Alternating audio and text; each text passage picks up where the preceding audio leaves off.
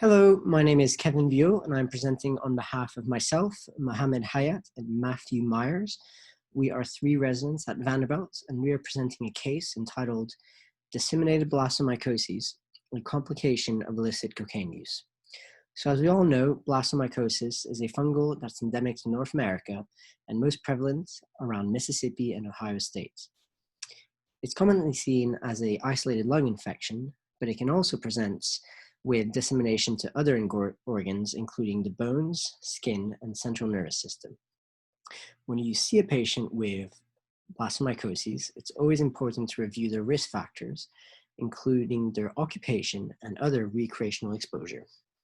So we present a 31-year-old gentleman who had no past medical history, who presented to the ED with left-sided headache and swelling over the side of his head. Over the past month, he reported left-sided headache that was right next to his temporal bone, and he had developed swelling that was progressive in that area. He denied any neurological symptoms, such as change in vision, weakness in arms and legs, or loss of sensation. He did note that he felt congested and had an increase in white sinus discharge.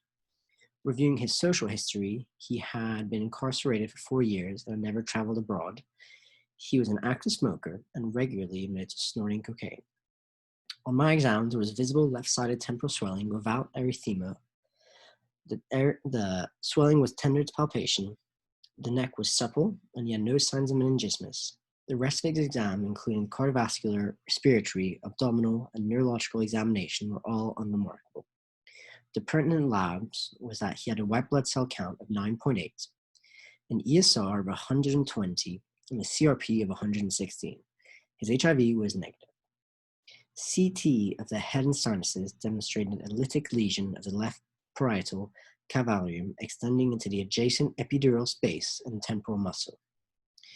The lesion was next to a 6 mm left-sided subdural collection, causing mild local mass effect, but no midline shift. The paranasal sinuses were clear and the outflow tracts were patent.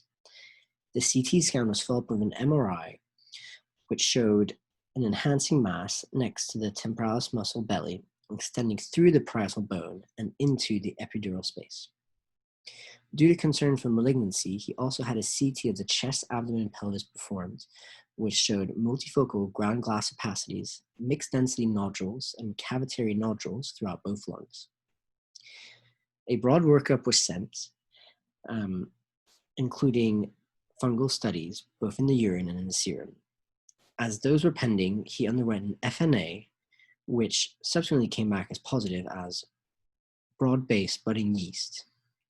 His urine and serum blastomycosis were subsequently also positive.